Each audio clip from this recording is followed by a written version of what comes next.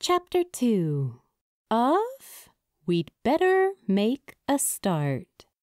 An Our Flag Means Death fanfiction. Written by Waywarder. Read aloud by SkyAsimaru. If you enjoy this podfic, you can check out the original story on Archive of Our Own. If you would like to hear more of my recordings or see some of my own work, you can find me through the pen and screen name of SkyAsimaru. We Better Make a Start. Chapter 2. Summary. We follow Ed to work, check back in with Stede and the rest of the staff at the Buzzed Mermaid, and some goals are constructed, complete with more flavored syrups, Fleetwood Mac lyrics, "Don't stop this time," and cephalopods.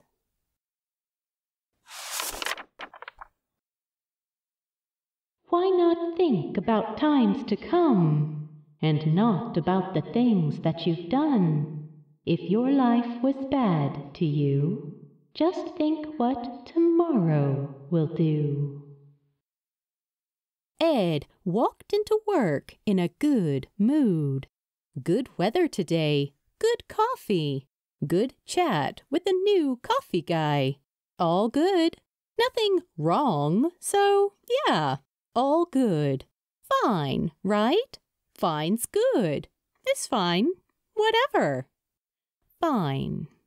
As Ed swiped his keycard to get into the fish and invertebrates office, he fought to ignore the way that jolt of novelty from meeting the new coffee guy and hearing him chat about his homemade syrup was already beginning to fade. New coffee guy, Stede, was cool and weird in a jittery kind of way, and it had been interesting to hear him talk about a thing he liked. And Ed just wanted to hold on to that for a little bit longer before... "Edward, you're late!" Fine, whatever. Sorry, man. Long line at the coffee shop," Ed lied, holding aloft his large iced drink as some sort of proof. Izzy turned his attention from the whiteboard where their daily duties were scribbled and scowled deeply at him. Ed was well aware that Izzy had never been late to work, and had certainly never indulged in a fancy little coffee drink with too much fancy vanilla syrup in it. No, Izzy snarled through his cup of the burnt stuff with the powdered creamer, courtesy of the break room, and he fucking got on with it. He and Ed were the co-lead aquarists, though, so Izzy could snarl and be disappointed, but he couldn't, get Ed into trouble. There might have been a time when someone's disappointment in him felt like being in trouble. But lately Ed couldn't find the energy for that sort of fear. He wanted to hate that, but hate took energy too. "I'm sorry." Ed tried for some more sincerity. "I'm covering evening rounds, though, yeah? You can even knock off early if you want. It's not about..." Izzy rasped, sounding frustrated and, oh shit, maybe a little sad. "It's not about that, Ed. What's it about, Iz?" He knew it wasn't fair, putting that kind of responsibility on Izzy's shoulders. "Tell me what it is. Put it right in front of me and don't let me wiggle out of fucking dealing with it." Izzy knew it wasn't fair either. They'd worked together long enough. They knew each other. A lingering shine of something forlorn faded from Izzy's eyes and replaced itself with hardness. "Doesn't matter, Ed. It never fucking does," Izzy grimaced, For being late, you can be the one to go and wrestle Kraken out. I'll meet you down in Fang's office. And Izzy shoved through their office door, muttering under his breath. He'd cooled down as much as Izzy ever did. It wasn't that Ed didn't feel bad for being late or for frustrating Izzy. The thing was... Okay, you know when you know what the problem is, but you can't bring yourself to name it? You know that naming it will force you on this path that's hard and scary. And even if it'll be good for you in the long run, you're just not ready yet. I think that's the thing here. Ed sighed, setting his coffee down on his cluttered desk. He logged onto his creaky old computer and pulled up his work email. Same stuff as usual. Updates from the guest programs crew about any tours that might bring guests behind the scenes today. A reminder from the commissary about the ongoing Capelin shortage. An HR email about February birthdays featuring, Christ, the ugliest fucking font. Boom. Email checked. Izzy irritated. There's Ed's morning duties. Check and check. And it was 10:17 a.m. Which, okay, yeah, a little later than he'd been supposed to be in, but he still had plenty of time to get the boys ready for their appointment. Nothing was wrong. Nothing was right. Same old, same old. Oh, fuck, Ed muttered. His job was cool. He hung out with animals all day, and he got to keep the shark and alligator teeth he found whenever he was doing maintenance. And he was good at what he did. Why did things feel so fucking monotonous lately? What was wrong? Maybe it's not the gig, mate. Maybe it's you. Dick fuck, Ed corrected himself with feeling, taking another swig of his super-sweet cold brew. He had to hand it to Stede. This homemade vanilla syrup really was something special compared to the normal coffee shop stuff. It didn't taste artificial. It was more like someone had sucked the soul out of a cupcake and poured it into his drink. It had felt good talking to Stede. The kind of easy, good feeling that felt remarkable because you realize you haven't felt it in so fucking long. Do you know what I mean? And all right, maybe he'd been flirting a little. A lot. And that felt good, too. Stede was interesting. Who else just up and quit their fancy, lucrative job to be a barista? Who else's eyes shone that brightly while chattering about a citrus situation? Ed craved that sort of excitement, that sort of enthusiasm. He couldn't remember the last time he'd mustered up any on his own. And as he downed the syrupy dregs at the bottom of his cup, he sort of wished he could run away back to the coffee shop and convince Stede to tell him about more stuff he liked.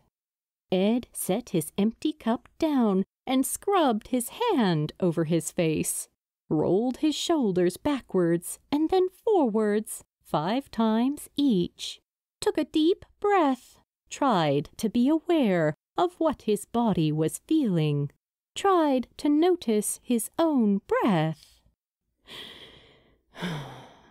You're all right, bro, he murmured, as much of an affirmation as he was willing to offer himself. And then he pushed himself away from the desk and walked back out the office door. The aquarium opened to the public at 10 a.m., so Ed had the pleasure of elbowing through the morning crowds. Izzy got so frustrated with the aquarium's patrons especially when it was busy. And to be fair, it was pretty funny to hear him refer to a group of first graders on a field trip as absolute twats. Ed never got bothered by the crowds, though. Fish were fucking great. It was fucking great that people wanted to come check them out. Ed walked the sloping path up towards his first destination, but a snippet of conversation concerning another animal stopped him in his tracks. "They're scary! They want to eat you!" An extremely concerned-looking little boy with huge eyes stood in front of a great, gleaming acrylic window, behind which swam several species of shark. A man, almost certainly his dad, was down on one knee beside him, looking very fond of the boy as he said, "I think we're really safe out here out of the water, don't you think?" "I don't know." The boy shook his head frantically. Don't tell anyone, but Ed had a hard time resisting a cute kid and parent encounter, especially seeing a good dad out in the wild. Ed didn't have any kind of patience for dads telling little boys to man up or get over it or any of that bullshit. "Hey, mate." Ed sidled up to the pair of them. "My name's Ed, and I work here." The boy's eyes got even bigger somehow. Do you get in the water with the sharks?" "Sometimes," Ed nodded. "And you know what? They've never tried to eat me. Not even one time." Now the boy looked suspicious. But sharks are scary, and they eat people." "Nah, they just got some bad press," Ed explained, looking into the pool before them. A gorgeous thresher shark swam past. "Sharks don't like the taste of people. What's the grossest food you can think of?" "Broccoli." The boy wrinkled his nose. His dad laughed beside him, placing a gentle hand on the kid's shoulder. "Well, we're like broccoli to them." Ed pointed at the window. "Sharks are just another fish, and people get a little scared because some of them are big and have big teeth. But they don't want to eat you. They're actually really interesting once you learn about them." Maybe we can get a book about them in the gift shop," the dad offered.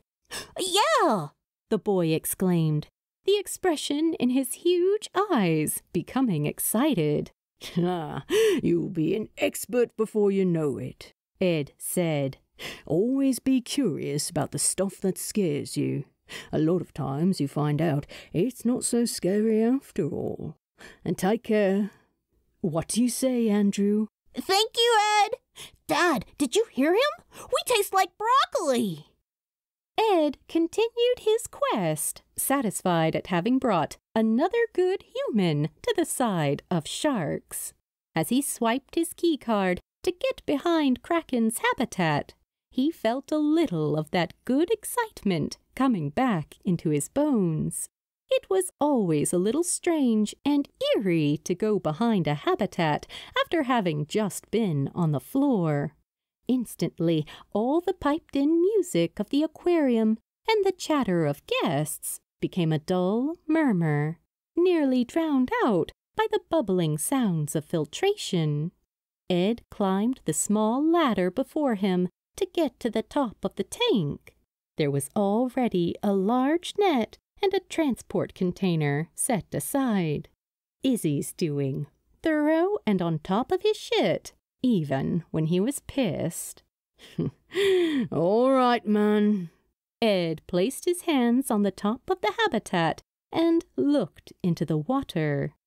"Time for a little adventure."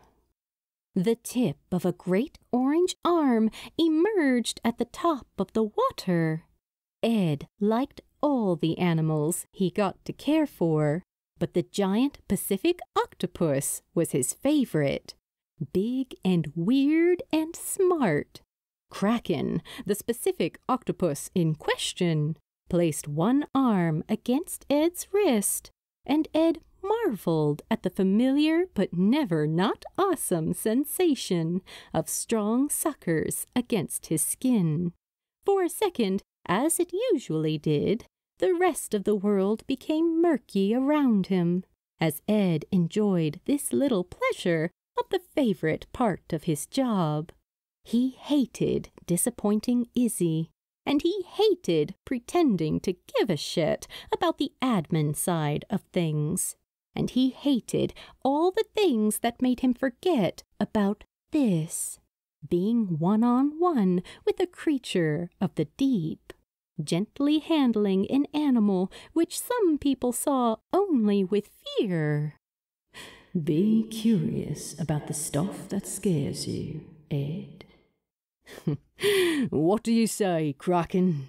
Ed asked, up to his elbows now in curious octopus. I'll get my shit together if you do. Ed grinned as Kraken wound another arm over his elbow. There were still cephalopods and sharks and even cute guys willing to strike up a conversation about flavored syrups. Plenty of stuff to be excited about. For the first time in a long time, Ed let himself wonder about any of it, about all of it. Release the Kraken! Ed roared for the millionth time. He and Kraken still thought it was hilarious, thanks, as he began the trickier process of hoisting Kraken from the pool and into the container Ed would use to get him down to the vet's office. He was still late, but there would be time yet.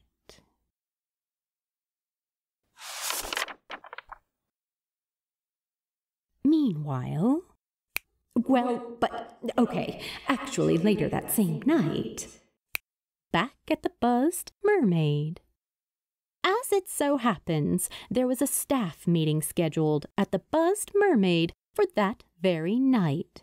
As usual, Oluwande had written out a simple but reasonable agenda.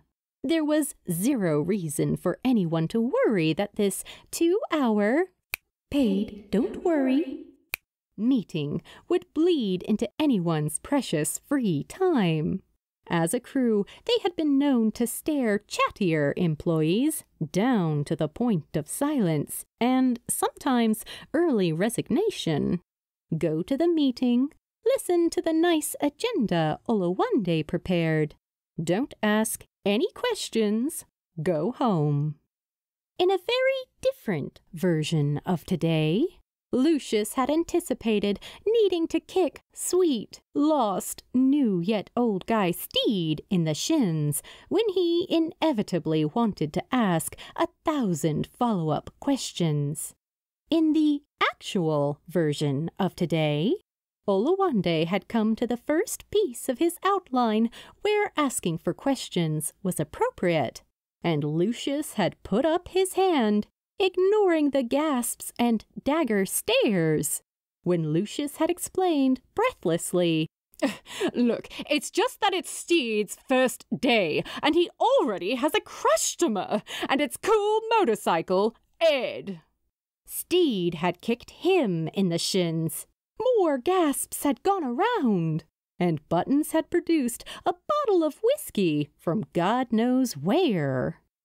The point is, as a crew, they were well past the 2-hour mark, well on their way to tipsy, and everyone still had follow-up questions. I'm sorry, Ed? Cool motorcycle, Ed? No offense, Stede. Well, a little taken, actually. Oh, God, Stede, you didn't bring out the syrups, did you? What did you talk about? Was Ed's hair up or down? Oh, great question, Pete. Love that. I mean, Stede, you're queer, right? Lucius watched Stede's face, and witnessed a flushed dawning of relief and joy and grief and panic. Lucius was pretty sure he understood it. Perhaps no one had ever actually asked Stede Bonnet out loud if he was queer before. People had either assumed or simply not been curious enough about him to bother. He patted Stede on the hand before he could answer. "Oh, I've got some rosé stashed back there as well. Be right back." "Guys, you cannot hide this much booze in the walk-in," Oluwande sighed, already gathering up clean glasses for everyone.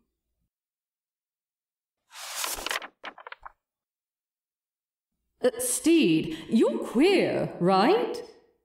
The question rang in Stede's ears. It felt at once like the simplest and most complicated thing he'd ever been asked before, and therefore he found different answers of different weights perching on the tip of his tongue. Oh, what, me?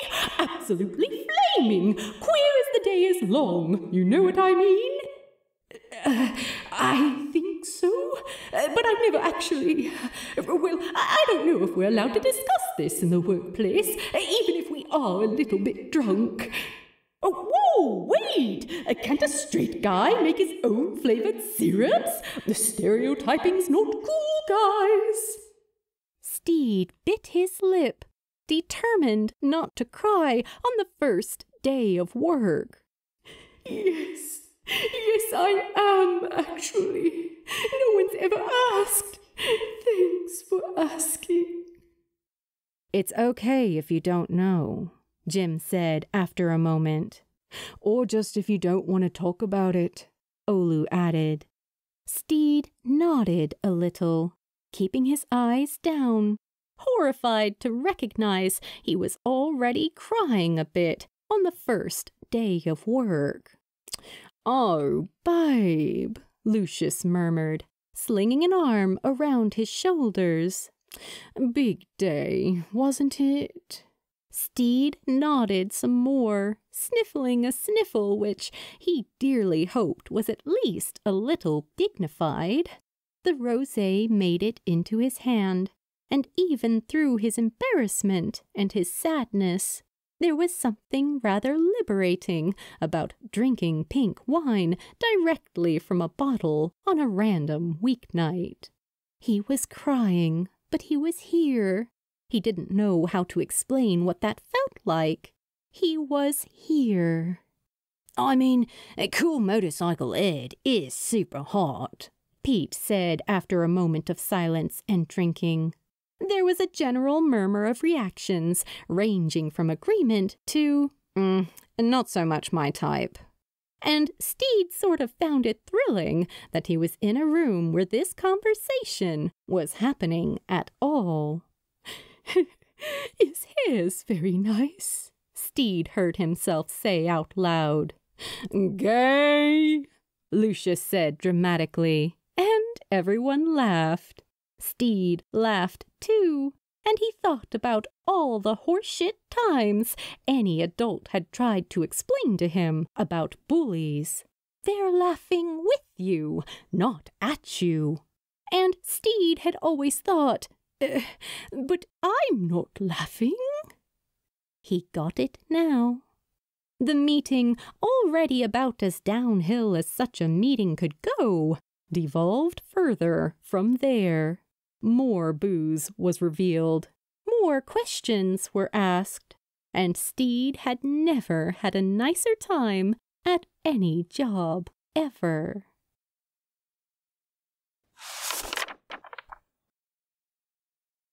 "Stede, you're queer, right?" Later, in bed, Stede Bonnet looked up at the ceiling and allowed a lifetime of memories to parade through his mind.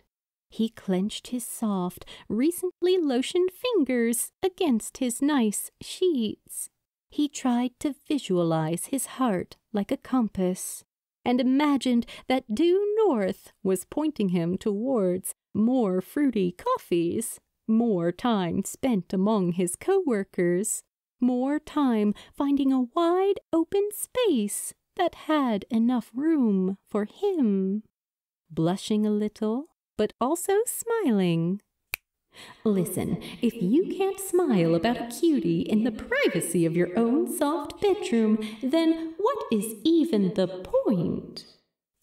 Stede Bonnet thought about how lovely Ed had looked that morning, laughing and chatting with him about tigers and vanilla beans. Stede, you're queer, right? Right, Stede whispered. I am.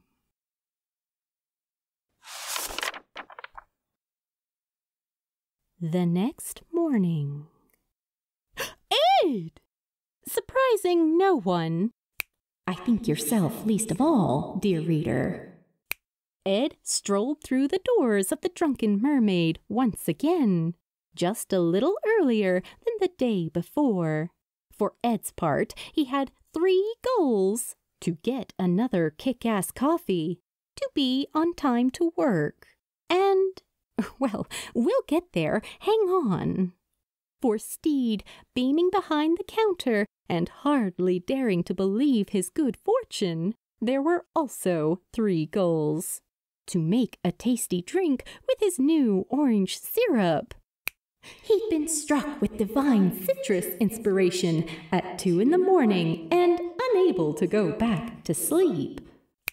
To allow himself to enjoy how it felt to be queer and out.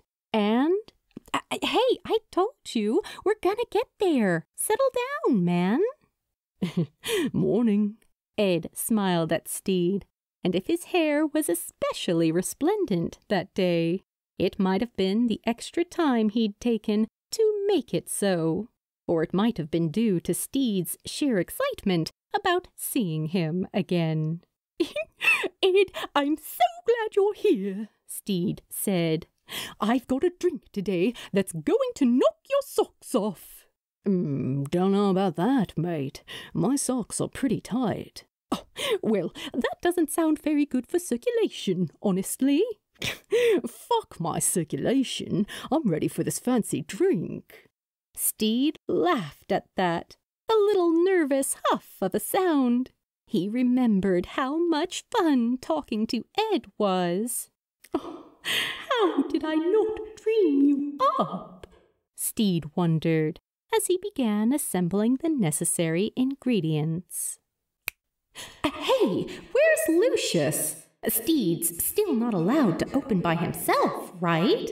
You're so right. You've got a great memory. Please know that as soon as Ed's presence was heralded by motorcycle noises in the parking lot, there had been an awful lot of fuss and what I can only describe as very gay hand antics at the counter of the Buzzed Mermaid. Lucius and his phone were to be securely tucked in the walk-in until Ed's departure, and Stede was to scream if something went wrong. They're a serious business, guys. Anyway. How'd the boys do in their exam yesterday? Stede asked, tamping down the freshly ground coffee. He'd basically begged Lucius to let him practice pulling shots all morning, just in case Ed showed up. They were great, Ed said, leaning against the counter. Kraken's up in weight a little, but that's fine. He's a growing boy. Overall, about as smooth as octopus physicals generally go. Have you always liked sea creatures? Oh, yeah. Ed smoothed a hand over his very nice hair. Since I was a kid. It started with crustaceans and whatever other weird stuff I could find in tide pools. As Stede painstakingly poured and mixed syrups and sauces, he delighted in Ed's every word about the little crabs and urchins that had inspired him in his childhood. There we go, Stede finally said, carefully placing the finished drink down on the counter before Ed. What we've got here today is an orange-white mocha. Orange syrup, white chocolate sauce, espresso, and milk. Whoa, Ed breathed. Did you crack the citrus situation? Cardamom, Stede exclaimed. It was missing something, and the something was cardamom.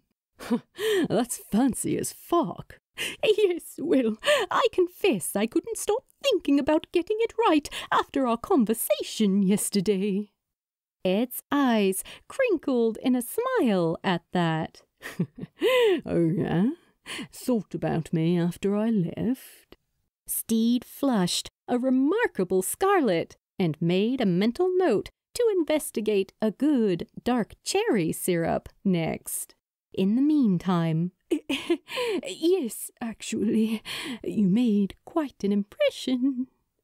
What followed was a pleasant, mildly awkward silence, where neither one of them was really sure where to look.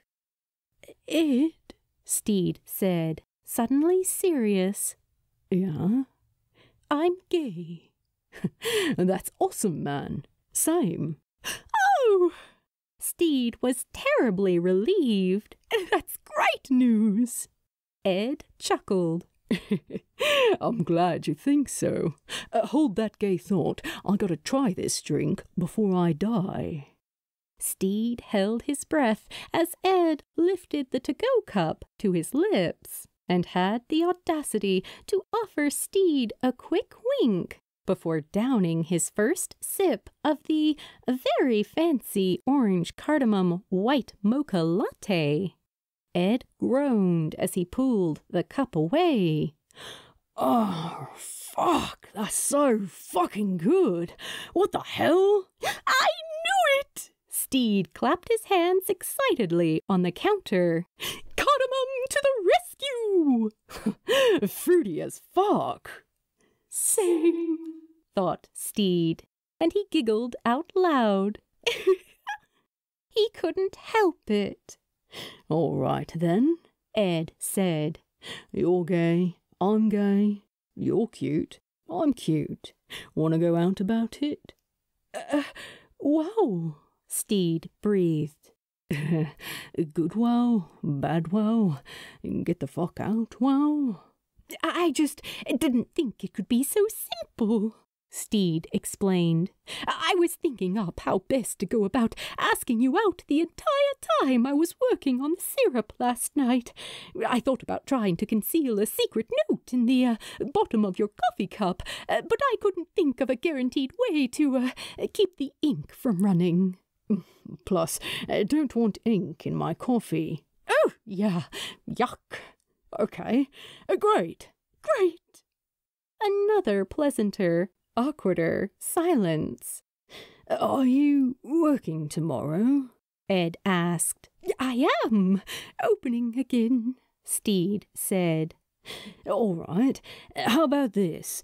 I'll come back tomorrow since I won't have to rush off to work, and maybe I can get another orange-white mocha, and we can talk about some going-out details when you're not busy.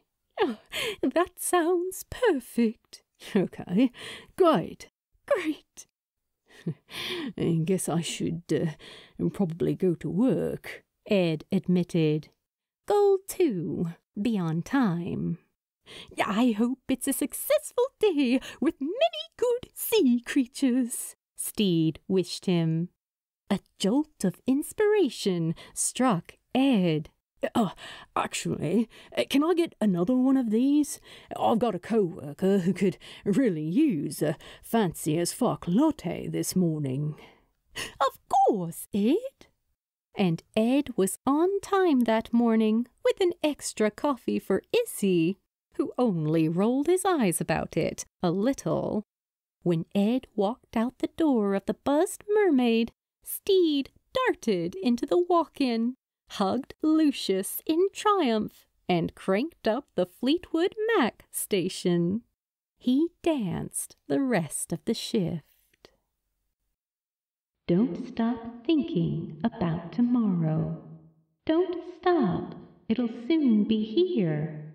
It'll be better than before. Yesterday's gone.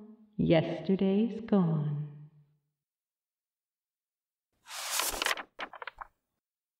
Thank you for reading. Please drop by the archive and let the author know what you thought of their work.